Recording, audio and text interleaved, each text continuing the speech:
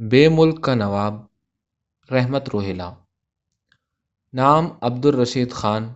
المعروف رشید اتھر، وطن پدری ریاست بھوپال، دراز قد، رنگ سانولا، مہذب اور نفاست پسند، رومان پسند اور سہل پسند، چہرے پر ابدی مبہم سی مسکراہٹ، اسلوب گفتار ترنم آمیز، الفاظ کو تول تول کر بولنا،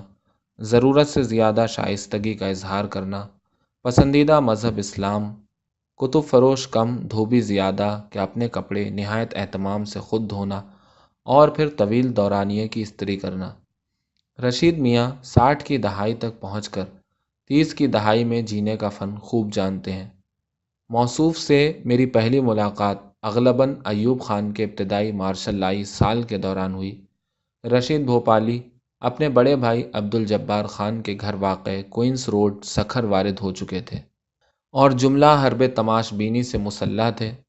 رقص و سرود کی محفلوں کے دلدادہ سامان خود نمائی سے مزین رکاب خوشنوا میں اپنے دو نین ڈال کر بے پر کی دلکی لگاتے اور شہر دلبراں بمبئی کے شب و روز کی منظر کشی کچھ اس طرح کرتے کہ احباب کا دل بلیوں اچھلنے لگتا کہ عہد شباب میں دل کو قابو رکھنا یوں بھی ایک مشکل امر ہے۔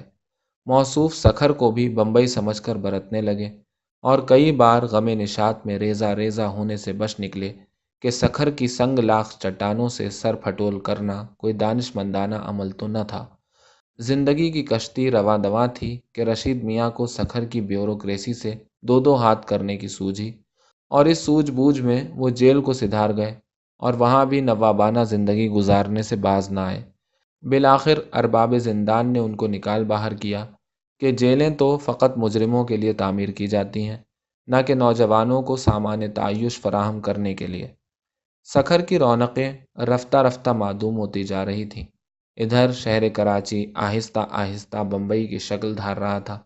کہ رشید میاں کی طبیعت بھی اس طرف آنے کے لیے کلملانے لگی، اور یوں یہ بے ملک کے نواب کراچی آ کر براجمان ہو گئے کہ یہاں دن میں ماحولیاتی آلودگی سے لبریز ٹرانسپورٹ اور پان چباتے جگہ جگہ تھوکتے انسانوں کا سیل رواں، رات میں کے ای ایس سی کی جلتی بجھتی کہکشاں، بھانت بھانت کی تہذیب، غیر مانوس زبانیں، عجب رنگ و نسل کے لوگوں کا اجتماع، بد تہذیبی ارزاں، بد قماشوں کا گڑھ، بے حیائی کا مرکز، بے موسم کا موسم، غرض کے شب اپنی نہ دن اپنا، نہ اپنا پتہ معلوم نہ دوسرے کا، ہر دن کا بھاؤ دھوکہ دہی پر کھلتا ہے اور شام کو اسی پر بند ہو جاتا ہے۔ اسی شہر خرابات میں رشید میاں نے کتب فروشی کے سلسلے کی نوابانہ بنیاد ایک وسیع و عریض دکان میں رکھ دی۔ خیال تھا کہ جناب نواب رشید میاں کتب فروشی کے دھندے سے آگے بڑھ کر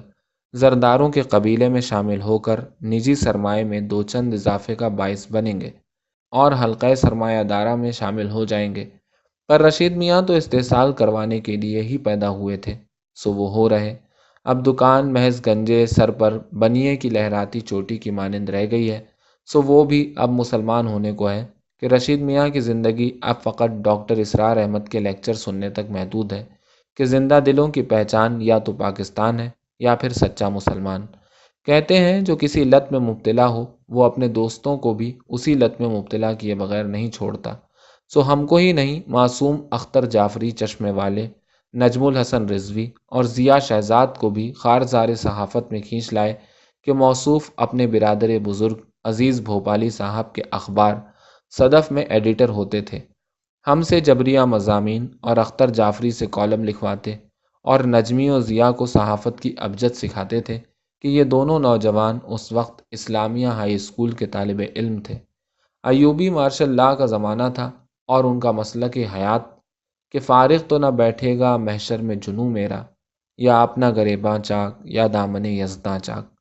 سو موصوف مارشل لا کا کیا بگاڑ سکتے تھے، اپنا حال بگاڑ بیٹھے۔ صدف کا ڈکلیریشن منسوخ ہو گیا اور کراچی کے ایک قومی اخبار نے خبر لگائی،